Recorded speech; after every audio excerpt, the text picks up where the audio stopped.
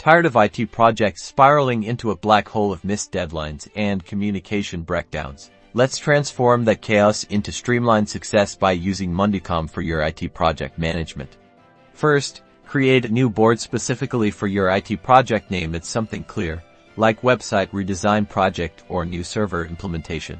Next, break down your project into manageable phases, which in MondeCom are called groups. Think requirements gathering, development, testing, and deployment. Click the Add button, then choose Add Group and name each group accordingly. Now, populate each group with individual tasks for each task, assign an owner from your team, set a realistic due date, and define the priority level. Utilize the status column to reflect progress like stuck, working on it, or done. Communication is key.